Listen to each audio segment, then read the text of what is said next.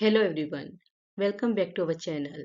आज के इस वीडियो में हम डिस्कस करेंगे the transplantation of human organs act 1994 के बारे में, जो फार्मेसी, नर्सिंग, जीपैट, पीसीएस और भी मेडिकल जो कम्पिटिटिव एग्जाम होते हैं उनके लिए बहुत इंपॉर्टेंट टॉपिक है। तो इस एक्ट को अच्छे से समझिएगा और वीडियो को एंड तक जरूर देखिएगा। वीडियो अच्छा लगे तो लाइक कीजिएगा, चैनल को सब्सक्राइब जरूर कीजिएगा। चलो स्टार्ट करते हैं अपना टॉपिक।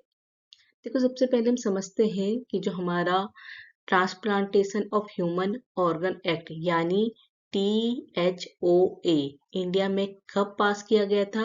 1994 में, और इम्प्लीमेंट किया गया था 1995 में। देखो, इस एक्ट का मेन काम क्या था? ह्यूमन ऑर्गन्स के ट्रांसप्लांट को रेगुलेट करना, रेगुलेट ऑर्गन ट्रांसप्लांटेशन। दूसरा, इलीगल ऑर्गन ट्रेड को कंप्लीटली स्टॉप करना। तो इसीलिए ये एक्ट लाया गया कि क्या हो कि ऑर्गन ट्रांसप्लांटेशन को रेगुलेट किया जा सके और इलीगल ऑर्गन ट्रेड को कंप्लीटली रोका जा सके। अब समझते हैं कि इस एक्ट की नीड क्यों पड़ी। ठीक है, तो इस एक्ट की हमें जरूरत पड़ी क्योंकि इंडिया में क्या था कि इलीगल ऑर्गन ट्रैफिकिंग बढ़ गई थी। Illegal organ trafficking. दूसरा, जो पुअर लोग थे, गरीब लोग थे, उनका एक्सप्लॉयटेशन हुआ था। उनको ऑर्गन की नीड थी पर उन्हें मिल नहीं पा रहा था, क्योंकि ये क्या था, जो उनके पास पैसा था उन्हीं को ऑर्गन मिल पा रहा था। तो हमारा क्या था कि जो गरीब लोग थे, पुअर लोग थे, उनका एक्सप्लॉयटेशन हो रहा था। तीसरा, कि कोई भी प्रॉपर रेगुलेशन नहीं था, इसीलिए इस एक्ट को लाने की जरूरत पड़ी। तो तीसरा क्या है? Lack of regulation. कोई भी प्रॉपर लीगल सिस्टम नहीं था कि किस तरीके से क्या हो, ऑर्गन का ट्रांसप्लांट हो, किसे मिले, किसको मिलना चाहिए, इस तरीके का कोई भी रेगुलेशन नहीं था। तीसरा, कि नीड फॉर एथिकल ट्रांसप्लांटेशन, कि मतलब क्या हो, ये एक सही तरीके से, लीगल तरीके से ट्रांसप्लांट हो। इसी के लिए कि एक प्रॉपर लीगल सिस्टम नहीं था, तो ट्रांसप्लांट के लिए क्या है, इस एक्ट को लाया गया। इसीलिए गवर्नमेंट ने एक स्ट्रिक्ट लॉ बनाया। क्या लॉ बनाया? The transplantation of human organ act, जिसे हम शॉर्ट में THOA कहते हैं। और ये कब पास हुआ था? 1994 में, और लागू हुआ था 1995 में। ऑब्जेक्टिव्स की बात करें कि इस एक्ट के क्या क्या ऑब्जेक्टिव हैं, तो हमारे पहला ऑब्जेक्टिव है ह्यूमन ऑर्गन्स की बाइंग एंड सेलिंग को बैन करना। दूसरा, ऑर्गन डोनेशन को लीगल और इथिकल बनाना। तीसरा, ब्रेन डेथ को लीगल रिकॉग्नाइजेशन देना। चौथा, डोनर एंड रेसिपिएंट दोनों को प्रोटेक्शन देना। ठीक है, तो क्या क्या ऑब्जेक्टिव हैं इस एक्ट के हमारे? Prohibit commercial organ trade. Second, regulate organ donation. Third, legal recognisation of brain death. And fourth one is protect donors and recipient. ये हमारे ऑब्जेक्टिव हैं इस एक्ट के। स्कोप की बात करें कि इस एक्ट के क्या क्या स्कोप हैं। देखो, ये एक्ट जो है पूरे इंडिया में एप्लीकेबल है। लिविंग और डिसीज जो डोनर्स होते हैं दोनों पर लागू होता है। अभी समझेंगे लिविंग और डिसीज के बारे में। ठीक है, तीसरा है ऑर्गन के साथ साथ टिश्यू को भी इंक्लूड किया गया। इसमें 2011 एंड 2014 में मेन अमेंडमेंट हुए हैं। अमेंडमेंट मीन जो भी संशोधन होता है हमारे किसी एक्ट में, तो वो कब हुआ इस एक्ट में? 2011 में और 2014 में। इम्पॉर्टेंट डेफिनेशन की बात करें कि इस एक्ट से रिलेटेड क्या क्या कुछ ऐसे वर्ड हैं जिनकी क्या मीनिंग होती है, तो पहला जो वर्ड है वो है ह्यूमन ऑर्गन। देखो, ह्यूमन ऑर्गन का मतलब होता है बॉडी का वो पार्ट जो कोई स्पेसिफिक फंक्शन करता हो, जैसे हमारी kidney, liver, heart, lungs, pancreas, ये सब वो ऑर्गन है जिनका ट्रांसप्लांट होता है। तो ये ह्यूमन ऑर्गन है जो क्या होते हैं, वर्किंग होते हैं, कुछ स्पेसिफिक काम करते हैं। दूसरा है डोनर। डोनर वो पर्सन होता है जो क्या करता है, ऑर्गन डोनेट करता है। और डोनेट करता है मतलब देता है। रेसिपिएंट वो व्यक्ति है, वो पर्सन है जो ऑर्गन रिसीव करता है, जिसको नीड है ऑर्गन की। अब समझते हैं इम्पोर्टेंट टर्म ब्रेन डेथ, जो सबसे ज्यादा इम्पोर्टेंट है इस एक्ट से रिलेटेड। ठीक है, तो ब्रेन डेथ का मतलब क्या होता है? जब हमारा ब्रेन स्टेम का इरिवर्सिबल फेलियर हो जाना। इरिवर्सिबल फेलियर मीन्स कि देखो, कोई भी व्यक्ति है, उसे वेंटिलेटर के थ्रू सांस और उसका दिल तो चल रहा है, पर उसका ब्रेन का जो निचला हिस्सा है वो कम्प्लीटली काम करना बंद कर देता है। मतलब उसको कुछ भी फील नहीं होता है, वो कुछ भी सोच नहीं सकता। वो लीगली और मेडिकली क्या है, वो व्यक्ति मर चुका है। ठीक है, बस क्या है कि उसका दिल चल रहा है तो हम कह रहे हैं कि वो जिंदा है, पर उसका ब्रेन क्या हो गया है, डेथ। ब्रेन क्या हो चुका है, मर चुका है, या ब्रेन डेथ हो चुकी है। तो उस केस में क्या होता है कि उस व्यक्ति को मरा हुआ मानते हैं, क्योंकि वो लीगली और मेडिकल टर्म में क्या है कि वो उसका ब्रेन क्या हो चुका है, मर चुका है। अब उसके सही होने की संभावना बिल्कुल भी नहीं होती है। ठीक है, तो इस कंडीशन में क्या होता है कि जब ब्रेन डेथ हो जाता है, पर्सन को लीगली डेड माना जाता है। ये सिर्फ ऑर्गन डोनेशन के पर्पस के लिए ही वैलिड होती है। ब्रेन डेथ को मेडिकल बोर्ड सर्टिफाई करता है। ठीक है, तो इसीलिए जो ये टर्म है ये बहुत इंपॉर्टेंट है। समझ गए होंगे कि ब्रेन डेथ क्या होता है। अब बात करते हैं टाइप्स ऑफ डोनर।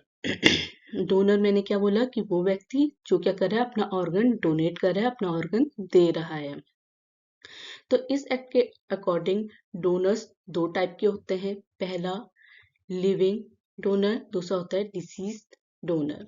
देखो, लिविंग डोनर क्या होता है, जो जिंदा होते हुए ऑर्गन डोनेट करता है। जिंदा मतलब वो सही कंडीशन में है, उसकी कोई फैमिली मेंबर को नीड है ऑर्गन की, तो वो क्या कर सकता है, ऑर्गन डोनेट कर सकता है। डिसीज डोनर, जिसका ब्रेन डेथ हो चुका है। ठीक है, अभी पूरा हमने समझा ना कि ब्रेन डेथ क्या होता है। जिसका ब्रेन डेथ हो गया है वो ऑर्गन डोनेट कर सकता है, तो उसे क्या कहते हैं, डिसीज डोनर। तो दो टाइप के डोनर होते हैं, लिविंग डोनर और डिसीज डोनर। लिविंग डोनर में क्या होता है कि mostly registered to near relatives. देखो, नियर रिलेटिव्स मीन्स कि जो उसके पास के, जो उसके सगे हैं, उन्हीं को ऑर्गन डोनेट करना अलाउ होता है। वो नियर रिलेटिव कौन कौन से हो सकते हैं? फादर, मदर, ब्रदर, सिस्टर, सन, डॉटर, स्पाउस। स्पाउस मीन जो पति या पत्नी। ठीक है, तो नियर रिलेटिव ही क्या है, लिविंग डोनर में ऑर्गन डोनेट कर सकते हैं। अगर कोई नॉन रिलेटिव है तो उसे स्पेशल अप्रूवल की जरूरत होती है। ठीक है, वैसे तो क्या है कि लिविंग डोनर में अगर सारे केस मतलब ब्लड सब मैच हो जाए रेसिपिएंट और डोनर का, तो ये लोग इजीली डोनेट कर सकते हैं। पर इन केस अगर नॉन रिलेटिव है, इनके अलावा जो कोई भी रिलेटिव के है कि मतलब कोई भी पर्सन अगर ऑर्गन डोनेट कर सकता है, तो इसको क्या है, स्पेशल अप्रूवल चाहिए होता है। अगर ऑथराइजेशन कमेटी, देखो ऑथराइजेशन कमेटी क्या है कि ये कमेटी का काम है नॉन रिलेटिव डोनेशन को अप्रूव करना। क्योंकि अभी हम क्या कह रहे हैं कि जो लिविंग डोनर होता है उसमें सिर्फ नियर रिलेटिव ही डोनेट कर सकते हैं। इन केस अगर नॉन रिलेटिव कोई डोनेट करना चाहता है तो उसके लिए क्या है, उसे अप्रूवल की जरूरत पड़ती है। इसी के लिए अथराइजेशन कमेटी बनाई गई है। यही अथराइजेशन कमेटी का काम है कि वो क्या करे कि नॉन रिलेटिव डोनेशन को अप्रूव करे। दूसरा, वो ये चेक करे कि डोनेशन वॉलेंट्री है या कॉमर्शियल है, कि ये नहीं कि कोई क्या कर रहा है, ऑर्गन खरीद रहा है। कि यार देखो, उसकी फैमिली मेंबर को जरूरत है और वो क्या कर रहा है, किसी से कि मतलब कोई अपनी ऑर्गन बेच रहा है। क्योंकि हम ये एक्ट बनाया है इसीलिए क्या है कि जो इलीगल ट्रैफिकिंग हो रही है, इसको एज ए बिजनेस यूज कर रहे हैं, उसे रोकने के लिए। तो कमेटी का काम क्या है, ये चेक करना कि डोनेशन वॉलेंट्री है या कमर्शियल है। तीसरा, कि ऑर्गन ट्रैफिकिंग को प्रिवेंट करना, कि ये खरीद बाइंग और सेलिंग तो नहीं हो रही है, इसको प्रिवेंट करने का काम भी इस कमेटी का है, और ये कमेटी स्टेट लेवल पे होती है।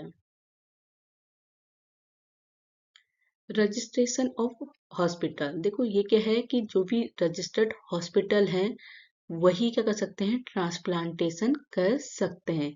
हॉस्पिटल के पास भी क्या क्या होना चाहिए, एक तो उनके पास रजिस्टर्ड हॉस्पिटल होने चाहिए, उनके पास क्वालिफाइड सर्जन्स रिक्वायर्ड होने चाहिए, कि डॉक्टर के हैं वो क्वालिफाइड होने चाहिए।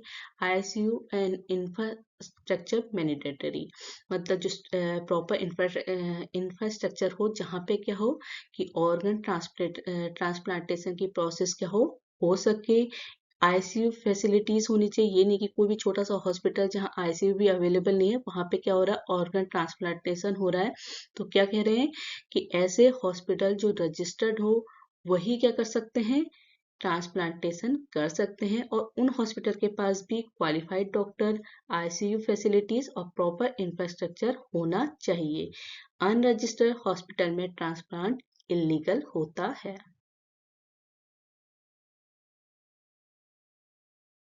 प्रोहिबिटेड एक्टिविटीज की बात करें तो अभी तक इस एक्ट में हमने क्या क्या पढ़ा, वही चीज इसमें प्रोहिबिटेड एक्टिविटीज हैं कि इस एक्ट के अंदर स्ट्रिक्टली प्रोहिबिटेड है ऑर्गन की बाइंग या सेलिंग। आप खरीद या बेच दोनों ही काम नहीं कर सकते हैं। ऑर्गन ट्रेड का एडवर्टाइजमेंट, ऑर्गन ट्रेड मतलब कि आप ऐसा एडवर्टाइज दे रहे हैं कि आप ऑर्गन खरीद सकते हैं, कि ऐसे कोई भी एडवर्टाइजमेंट अलाउ ये एक्ट नहीं करता।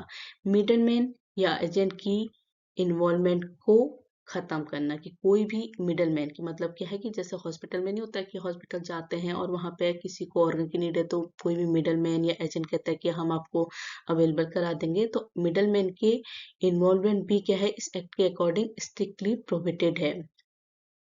ठीक है। और अनऑथराइज ट्रांसप्लांटेशन, कि जो प्लांट ट्रांसप्लांटेशन हो वो ऑथराइज हो, तो अनऑथराइज ट्रांसप्लांटेशन को भी एक्टिविटीज को ये एक्ट प्रोहिबिटेड करता है। तो क्या क्या पढ़ी हमने, बाइंग और सेलिंग ऑर्गन को प्रोहिबिटेड करता है, organ trade advertisement, middleman involvement और अनऑथराइज ट्रांसप्लांटेशन। अब ये एक्ट है स्ट्रिक्टली बहुत चीजों को रोकने के लिए बनाया गया है, तो उसमें कुछ ऑफेंस और पनिशमेंट होंगे। तो वो क्या क्या है, पहला कि अगर कोई इलीगल ऑर्गन ट्रेड में पकड़ा जाता है तो उसको 5 से 10 साल की सजा होती है। ठीक है। उसका जो फाइन है वो क्या है, 20 लाख, 20 लाख तक का उसे फाइन हो सकता है। डॉक्टर का मेडिकल रजिस्ट्रेशन कैंसिल हो सकता है, कि अगर कोई भी इलीगल ऑर्गन ट्रेड में पकड़ा गया, ठीक है, तो उसको क्या है 5 से 10 साल की सजा, 20 लाख का जुर्माना, और डॉक्टर उसमें अगर इन्वॉल्व होगा तो उसका रजिस्ट्रेशन कैंसिल हो सकता है। बहुत ही इंपॉर्टेंट है आपके एग्जाम से रिलेटेड। ठीक है। अमेंडमेंट की बात करें तो इसमें क्या क्या संशोधन हुए 2011 और 2014 में। ठीक है। तो इम्पोर्टेंट अमेंडमेंट थे कि टीसू को भी ऐड किया गया। देखो पहले मैंने क्या किया, इसमें ऑर्गन थे जब ये एक्ट बना हमारा 1994 में, तो उस टाइम पे क्या थे, ऑर्गन ट्रांसप्लांटेशन के बाद। आज के टाइम पे 2011 में क्या इंक्लूड किया कि टिश्यू को भी इस एक्ट में इंक्लूड किया गया। ऑर्गन के साथ टिश्यू, बोन, इनको भी क्या कर सकते हैं, ट्रांसप्लांट कर सकते हैं। उसके अलावा स्वैप डोनेशन अलाउड। देखो स्वैप डोनेशन क्या होता है कि सपोज हमारा ए और ए हमारा क्या है, डोनर, और बी क्या है, रेसिपिएंट। मतलब ये क्या है, अपना ऑर्गन देना चाहता है बी को, ये इसका रिलेटिव है। पर क्या है कि इसकी जो कंडीशन है वो इससे मैच नहीं कर रही है, जैसे इसका ब्लड ग्रुप मैच नहीं कर रहा है तो ये अपना ऑर्गन डोनेट नहीं कर सकता। तो अब क्या है, एक और है सी डोनर, और डी क्या है, रेसिपिएंट। अब सी इसे डोनेट करना चाहता है पर इसकी भी क्या है, जो ब्लड ग्रुप है वो मैच नहीं कर रहा है। तो इस केस में क्या होता है कि ये स्वैप हो सकते हैं। स्वैप स्वैप मतलब ए क्या कर सकता है, डी को अपना ऑर्गन डोनेट कर सकता है, सी क्या है, बी को अपना ऑर्गन डोनेट कर सकता है। ये है स्वैप डोनेशन। तो अमेंडमेंट के बाद क्या हुआ कि स्वैप डोनेशन भी अलाउड हुआ, क्योंकि देखो अगर किसी फैमिली मेंबर का, जैसे किसी की स्पाउस, किसी की बीबी अपने पति को ऑर्गन डोनेट कर सकना चाहती है पर उसका मैच नहीं कर रहा है ब्लड को, तो क्या है इस हिसाब से तो उसे ऑर्गन मिलेगा ही नहीं। तो क्या हुआ कि गवर्नमेंट ने कुछ संशोधन करे एक्ट में, कि उन्होंने क्या किया, स्वैप डोनेशन को अलाउ किया, कि कोई भी अगर किसी का मैच कर रहा है तो वो लोग क्या कर सकते हैं, स्वैप कर सकते हैं अपने ऑर्गन को। इसके बाद जो birth certificate, sorry birth brain death certification process थी उसको इजी बनाया गया है, क्योंकि देखो वो जितनी कॉम्प्लीट होगी तो उससे क्या होगा कि सारा काम लिखने और डॉक्यूमेंट में ही हो जाएगा। तो प्रोसेस को इजी बनाया गया अमेंडमेंट के बाद से, सिंप्लीफाइड ब्रेन डेथ प्रोसेस। जो नोटो है, NOTTO, इसका मतलब है national organ and tissue transplant organisation, ठीक है, उसको स्ट्रेंथन किया गया। तो ये थे हमारे अमेंडमेंट जो 2011 और 2014 में इस एक्ट में किए गए। समरी की बात करें कि हमने अभी तक क्या क्या पढ़ा, तो हमने इस एक्ट में जो कब पास हुआ है 1994 में और इम्प्लीमेंट हुआ है 1995 में। इस एक्ट का काम था जो कॉमर्शियल ऑर्गन ट्रेड है उसको बैन करना, इथिकल ऑर्गन डोनेशन प्रमोट करना, लाखों लोगों की जान बचाना। क्योंकि देखो अगर ये प्रॉपर सिस्टम ना बनाया जाए तो क्या होगा कि ये काम सिर्फ उन्हीं को ऑर्गन मिलेगा जिनके पास पैसा है, जिनके पास पैसा नहीं है उन्हें ऑर्गन मिल नहीं पाएंगे। तो इससे क्या है कि इक्वली, मतलब ये नहीं कि जो अमीर लोग हैं उनके जान नहीं, ये क्या है यहाँ पे इक्वलिटी आएगी कि उनकी भी यहाँ पे जिसको जितनी जरूरत है, जितनी जल्दी जरूरत है, उसको क्या है ऑर्गन इजीली अवेलेबल होगा। इसीलिए ये एक्ट बनाया गया लोगों की जान बचाने के लिए, इलीगल ट्रैफिकिंग को रोकने के लिए, कमर्शियल ऑर्गन ट्रेड को बैन करने के लिए। तो हमें याद रखना चाहिए ऑर्गन डोनेशन एक नोटेबल एक्ट है, बिजनेस नहीं है। Organ donation saves life, not a business. अगर वीडियो आपको हेल्पफुल लगा हो तो प्लीज लाइक कीजिएगा, शेयर कीजिएगा, सब्सक्राइब कीजिएगा, और आपको किसी भी टॉपिक पे वीडियो चाहिए तो प्लीज कमेंट कीजिएगा। Thank you.